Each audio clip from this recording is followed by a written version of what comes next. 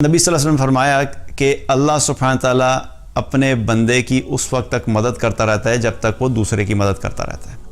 جمال الوجود بذكر الإله وتصفو الحياة بنور هدى جمال الوجود بذكر دوسروں کی مدد کرنا۔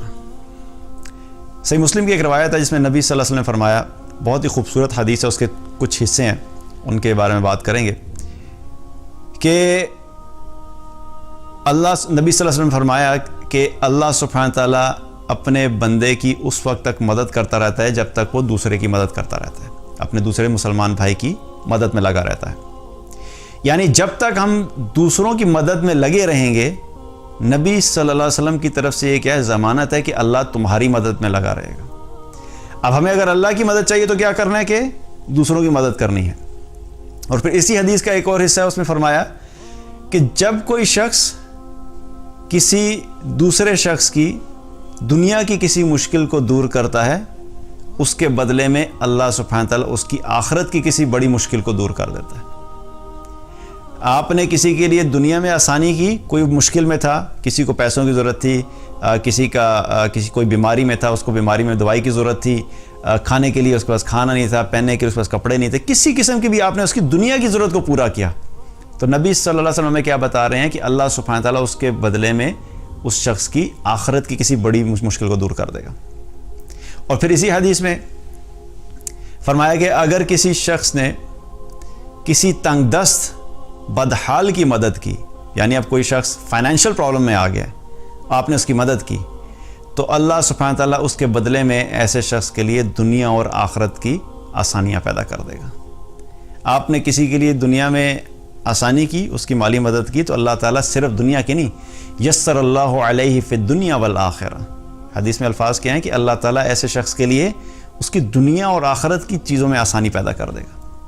تو یہ سب کیا ہو رہا ہے؟ اللہ کی مدد آ رہی ہے۔ اللہ کی مدد چاہیے تو ہمیں جو اللہ کی مخلوق ہے اس کے لیے بھی ہمیں محنت کرنی ہے، ان کے لیے بھی ہم نے فکر مند ہونا ہے کہ جو کہیں کہ جہاں پہ مشکل میں ہے اس کی مدد کرنا شروع کر دیں۔ اب یہ فارمولہ کیا ہے کہ اگر آپ زیادہ مشکل میں آ گئے تو ہم نے کیا کرنا ہے کہ فوراً یہ دیکھنا ہے کہ ہم زیادہ کرنا شروع کر دیں، دوسروں کی زیادہ مدد کرنا شروع کر دیں۔ عام روٹین میں اگر مہینے میں صدقہ 1000 روپیہ کرتے تھے، صدقہ بڑھا دیں۔ اگر کسی ایک بندے کی مدد کرتے تھے، دوسرے کی بھی مدد شروع کر دیں۔ تو یہ اللہ سبحانہ تعالیٰ کی مدد کھینچنے کا ایک اور طریقہ ہے، اور نبی صلی اللہ علیہ وسلم نے بتایا، اور صحیح مسلم کی روایت ہے۔ اسی طریقے سے اللہ پہ توکل کا ہونا، اس کے ذریعے سے بھی اللہ کی مدد آتی ہے۔ اللہ تعالیٰ نے قرآن میں توکل سے متعلق کیا فرمایا؟ وَمَن يَتَوَكَّلْ عَلَى اللَّهِ فَهُوَ حَسْبُهُ، اور جو کوئی بھی اللہ پر توکل کرتا ہے، اللہ اس کے لیے کافی ہو جاتا ہے۔ ابراہیم علیہ السلام کو جب آگ میں ڈالا جا رہا تھا تو وہ ان کو جب آگ میں ڈالنے کے لیے پھینکا تو وہ کیا فرما رہے تھے؟ حسبنا اللہ ونعم الوکیل، حسبنا اللہ ونعم الوکیل، کہ میرا بھروسہ، میرا اللہ میرے لیے کافی ہے اور وہی بہترین کارساز ہے۔ تو اللہ پہ توکل تھا، تو جب اللہ پہ توکل کیا تو اللہ سبحانہ تعالیٰ نے ان کی مدد کی، جبریل علیہ السلام کو بھیج دیا۔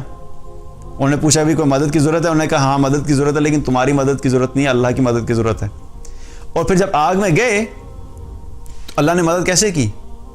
آگ میں کوئی بھی چیز جاتی ہے تو جل جاتی ہے، لیکن اللہ تعالیٰ نے آگ کو حکم دیا، یا نارو کونی بردم و سلامن علی ابراہیم، اے آگ تو ٹھنڈی ہو جا سلامتی کے ساتھ ابراہیم کے لیے۔